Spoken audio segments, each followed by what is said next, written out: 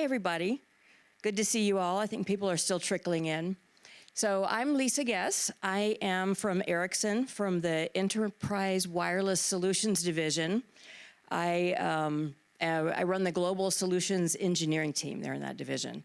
And I also co-chair the AI working group for the technical advisory for the FCC. So I do a lot of work with AI. I do a lot of work with networking. Before I start, I want to put this in a little bit of context. So when Alex Galati reached out and we talked, I said, I'm not a video person. I'm like an old school IP network engineering person. And here's all these brilliant minds on video technologies. And so Alex said that, hey, it'd be great if you come and kind of share something that's in a parallel topic. So that's what I'm going to do today. I'm going to talk about networking considerations and what this underlying layer is that you need to think about as you're thinking about your video and the transmission of it. So for the agenda today, I want to talk about, we're going to introduce it. We'll talk about different types of networking. We're going to go into something called network slicing. I won't talk about that yet because we're going to go into that in detail. We'll talk about private cellular networking. And then what I think is really important and exciting is how does all this technology come to bear out in the marketplace? How are people using all these cool things that you're building?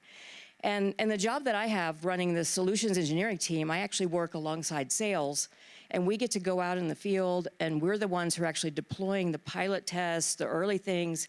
And every use case I'm going to show you here today is a real one. It's actually out there in the wild, deployed, and I've actually been involved with all of them.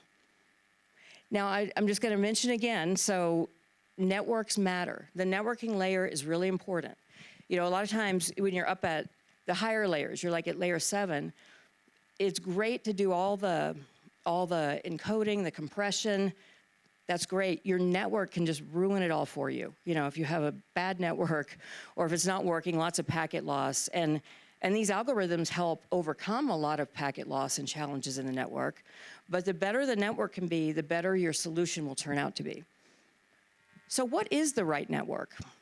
Typically, and today broadly, you've got a general network. That might be an IP network, it might be a cellular network, it might be a combination of all of the above, but there's some new exciting things coming. So, and from now on, everything I'm going to talk about is largely mobile and cellular in different ways, because I find there's so many video applications that do need to be mobile, and we'll get into that with the use cases. So network slicing is essentially a virtualized piece of a large cellular network that gives you some guaranteed service level agreements. A private cellular network is when some entity, could be a company, a small operator, the government, you install your own cellular network and you have complete control over it. So let's talk about network slicing. So this is something involved with, we all know 5G because we've got it on our phones. So 5G has different iterations. There's non-standalone, and it's evolving now into something called standalone. And what that gives you the ability to do, when you implement it, is to cut this large network up into different pieces and control it. We're just now starting to see that become an offering from the operators, and we're just now starting to see people pilot testing and using it. And video is, I'd say it's the top application driving people to want to have a dedicated network slice. So I like this. Is it the best thing since sliced bread? I don't know. I'll let you guys decide, but let's talk about what kinds of slices are there. So there's enhanced mobile broadband. That is a higher level of service than just general purpose broadband. So, and you'd use that in things like streaming, large data files, downloading videos, maybe some of your social networking. An interesting thing to think about with the cellular network is your download bandwidth is designed by the carriers to be much broader than your upload bandwidth. So that's a whole other challenge, because if you're doing streaming video, you're often trying to upload and you're more limited. So this can help you work through some of that. Another slice is the ultra reliable low latency communications, and that's near and dear to everyone's heart in here. I've heard latency, latency, latency. So that's really important. And so the target of this really is applications like live broadcasting. You've also got machine-to-machine communication. So that's IoT sensors.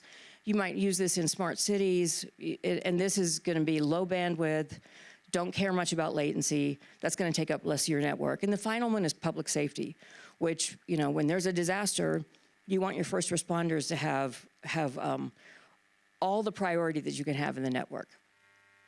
So let's dive in a little bit more. So this is one of the most anticipated features of 5G as it's getting rolled out. So it's a self-contained network, and it's overlaid on a physical infrastructure. So someone like AT&T or Comcast with their cellular service, or a T-Mobile, someone like that, they have this large network that in LTE land, it's just a network. You just your packets go in there and you pray it gets there. Well, now with slicing, what you have is the ability for these operators to carve up their network into those slices that I told you about.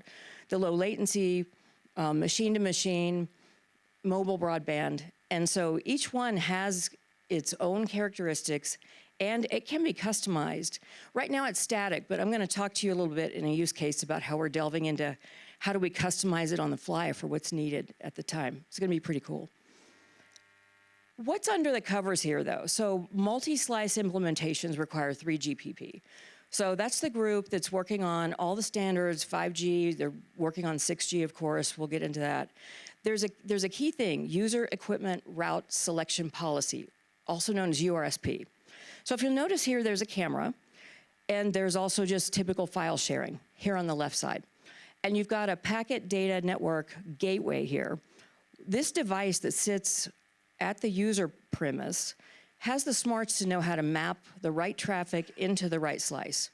So you've got just your best effort slice that your traffic will go to, but if you've got live broadcasting, it will see that traffic, map it onto the low latency slice so that you've really got the right performance that you need for what you're doing.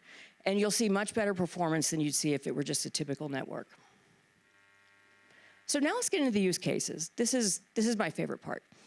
So this first one, first responders. So we work quite a bit with all the first responders, police, fire department, emergency services, and it's pretty exciting, some of the technology that they use. Best example is the recent one with CAL FIRE and the tragic fire that was going on in Southern California.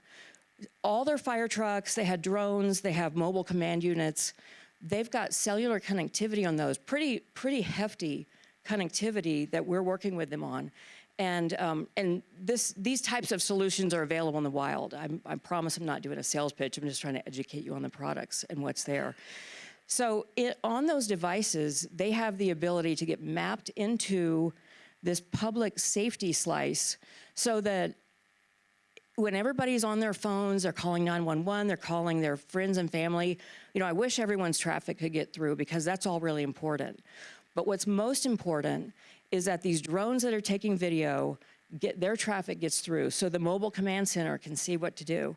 You've got the first responder vehicles. That's critical that they are in communication.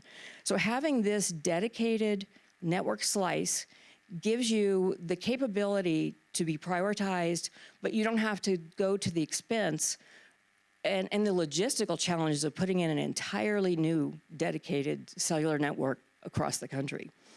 So an example of something an operator might offer would be priority access.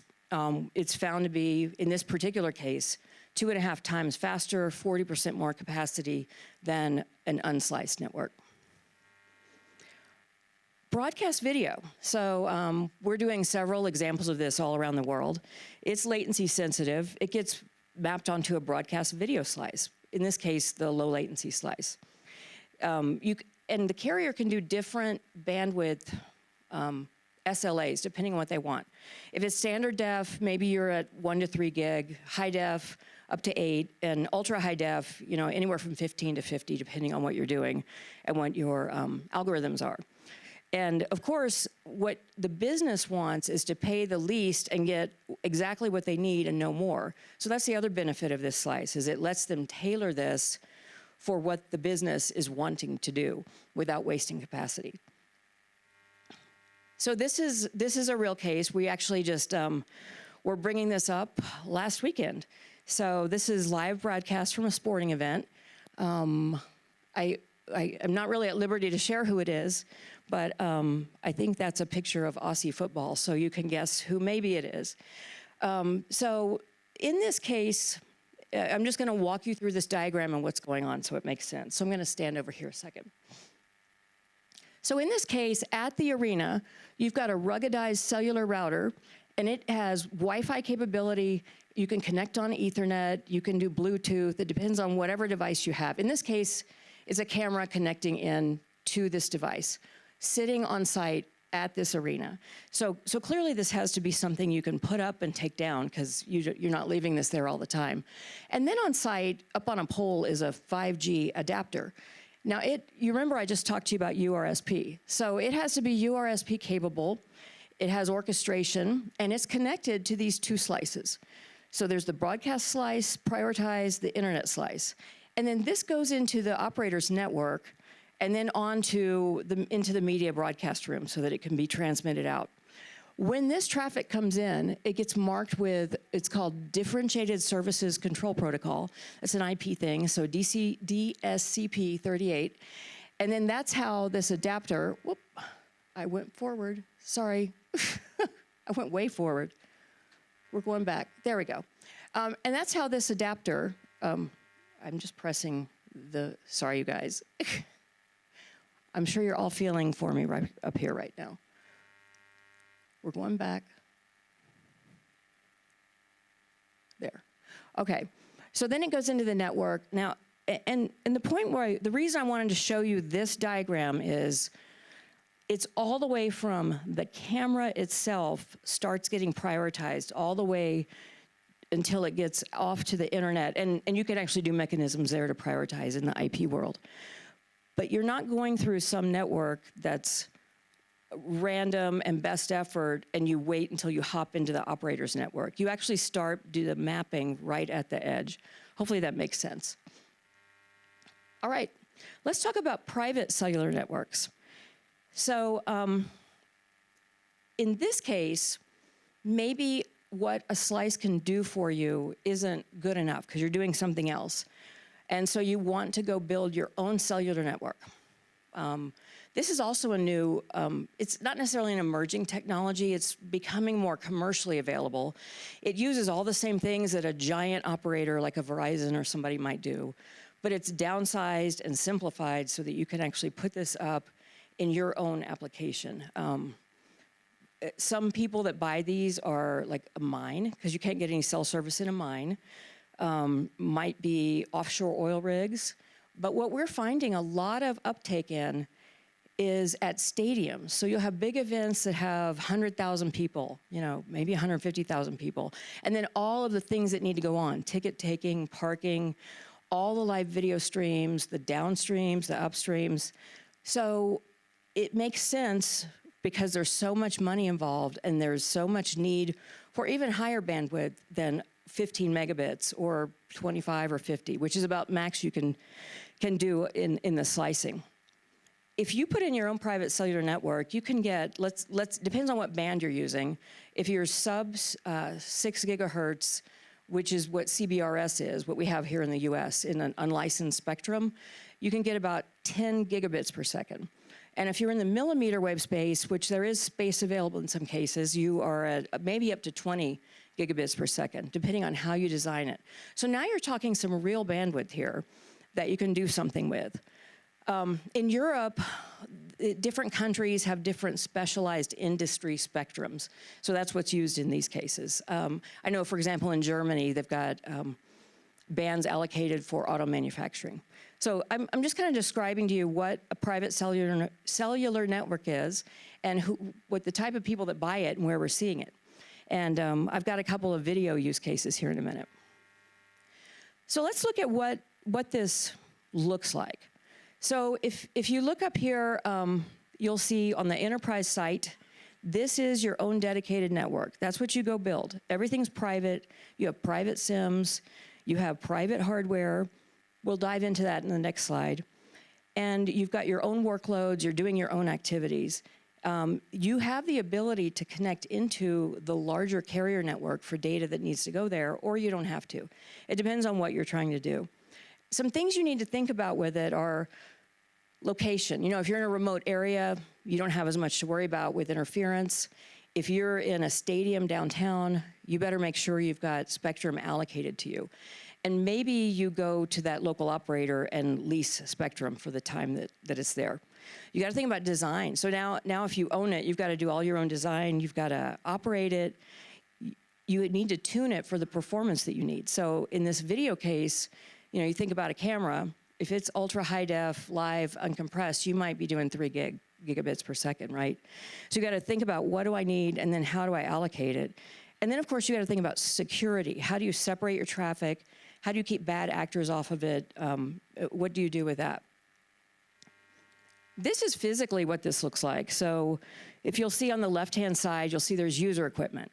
Could be security cameras, sensors, robots, live streaming videos, and it comes in through this cellular gateway. It's like what I was showing you in the other one, but in this case, the cellular gateway isn't connecting to an operator's network. It's actually connecting to a small cell radio infrastructure that you own yourself and maintain and figure out what your own performance needs are. And then that goes to a cellular core, which is also on-premise. Everything in this dotted line box, it sits on-premise. It could be inside. A lot of this stuff is outdoors as far as the radios go. So that's how it's built. And then it eventually goes to a backhaul router. And in the US, if you're using unlicensed spectrum, there's a SAS manager that will help manage that. In case, a little trivia, CBRS, it's actually shared spectrum with the Navy, so, and in general, Department of Defense. So if you live in a coastal town where there's a Navy base, you're quite often going to get preempted if the Navy if they're coming into the port. So that's what this kind of a network looks like. Now keep in mind this backhaul router, it can link to anything, so you can have connectivity elsewhere when you need it. You just won't be able to control the capabilities of it like you will in your own private network. So let's talk about a use case here. I really like this one. This is a really new one. And this slide, I don't have a lot of details on it, and that's on purpose because it's still being worked out. It's still a little proprietary, but I thought I could verbally describe what we're doing here to you. So this is at a very large soccer game. What the customer wanted to do is broadcast live uncompressed video, and they needed to use this private 5G network. Now in this case, I mean, look how big this crowd is. There's clearly a lot of investment being made in this game, so commensurate with this investment, you can bring in and build this cellular network and bring it up, just for your event or for your set of events. So the solution is the private network. It's like what I just described. You've got a 5G camera. Now, if you'll see at the top, this is the global camera manufacturer is pilot testing this. So it's a 5G camera from a very well-known camera manufacturer, and they're putting their own private SIMs onto the camera directly. So the camera is cellular coming right out of it. Now, this is private SIMs that go into this private 5G network. The cool secret sauce here is there's an on-demand network API controlling the quality of service and doing quality on demand. So the deployment at the game, they have 4 things they want to do. They want to send live feed from many cameras up to broadcasting. They want to, separately, they have an audio stream for the sports announcers. And often, in this particular case, they're hardwired because they're at a desk, and it's coming in through Ethernet. The cameras are coming in through this private SIM. Then they want to send video back downstream, so if you want to monitor plays or whatever, and that needs its own separate quality of service. And they're doing push-to-talk. So all the crew, all the coaches, everybody wants to do push-to-talk. That's a whole lot of different kinds of traffic. And it's a lot of demands on this network and what they're doing. So what they did, think back what I talked about with slicing. You can slice your private network too. So what they did is they sliced this network, and they had an ultra-low latency with guaranteed bandwidth of at least 3 gig, and then they gave a slice for the push-to-talk, because that can be very bursty, and they didn't want that to impact it. And then there are other slices dedicated to those other 2 cases I talked about, the audio and then the video that goes down. Here's where the on-demand part comes in. So think of how many cameras are here at this soccer game. I don't know, I'm guessing 100 something. Well, you can't give them all a guaranteed bandwidth. And if they're all competing at the same time, maybe that's a problem. So what they do is the camera that is live gets the on-demand prioritization into that 3 gig slice. And it's able to alter that on the fly depending on which one is going to the live broadcast or to the broadcasting medium. So that's really cool, and that's actually, I think this is the first time this has been done where it's actually real time, and when that camera's not live, it instantly switches to the other camera so that they always have excellent video, a network that lets the video techniques perform at their best. And we're hoping that this turns out to be something that's industry adopted. Some mechanism like this will be adopted. I'm going to talk about this a little in 6G, but I think that's a really cool example. And my last one here is SailGP. Does anybody know what SailGP is? Anybody like sailing? Yeah. So this is, we like to call it the Formula 50 the Formula One. It's an F-50 catamaran. There's a lot of teams. I actually have worked a lot with this organization. It's very exciting. They go around the globe. They've got, you know, you see it's colorful. They're at a port. There's so many things going on. There's people watching. There's telemetry. The boats are going fast. And what they want to do is create this very, very exciting experience for their audience there and for audience online and through the television. So what is the challenge? So they're connecting these F-50 catamarans, chase boats, cameras, everything, security cameras, mobile command trailers. Just think about what all is going on during that sailing, all the video that's going on for the sailing. So they want uninterrupted access to all the data points. I talked about this immersive experience for the guests. And they also have, I mean, check this out, 53 billion plus data points coming from these vessels during each race day. So you've got to really have a great network. You've got to adjudicate what is going on, and you want to have that great experience.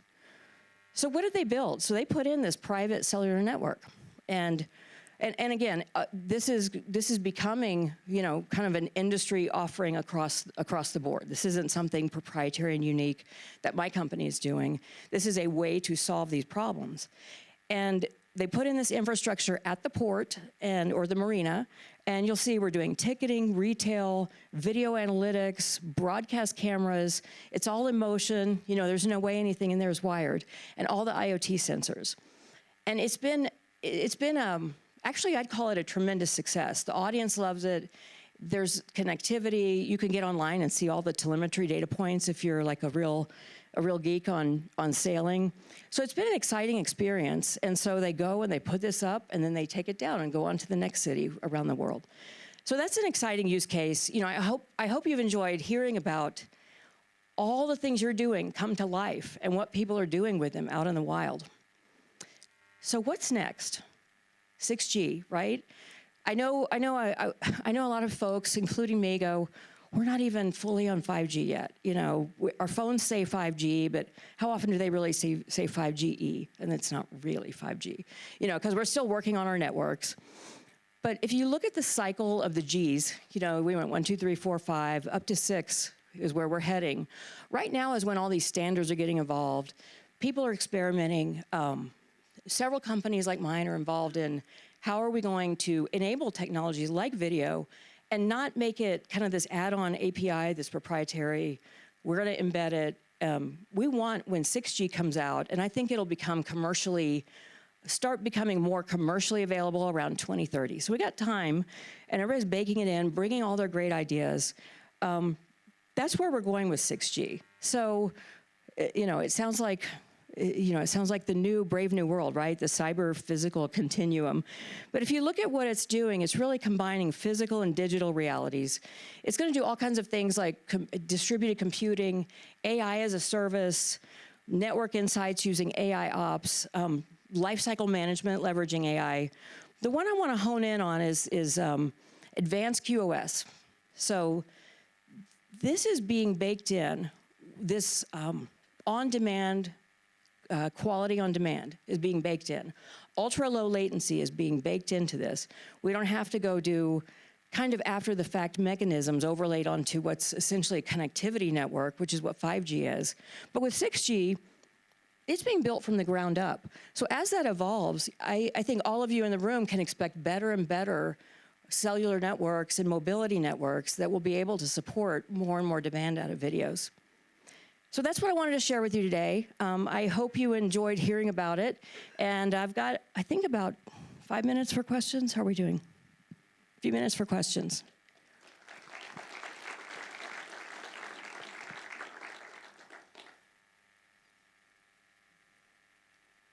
Yes. Just yell really loud.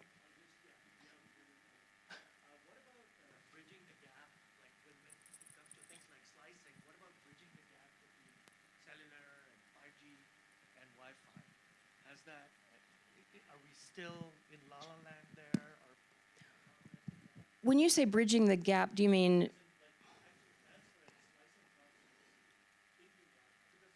Ah.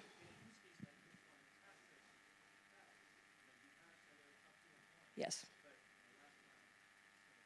Yes. So the question was, is Wi-Fi going to adapt or bridge a gap and help and participate in this slicing world?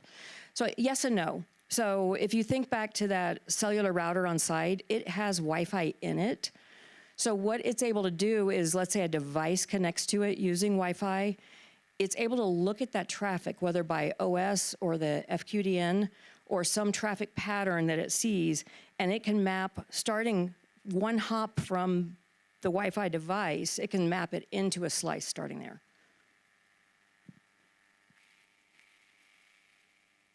Yes?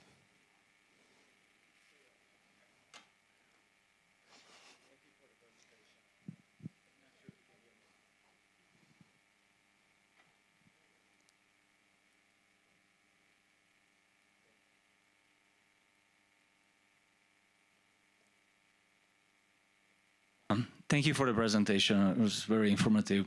So, and I might be confusing the terms. So slicing and private 5G are probably two different terms, but are there any geographical restrictions on the reach of these networks? That's question number one.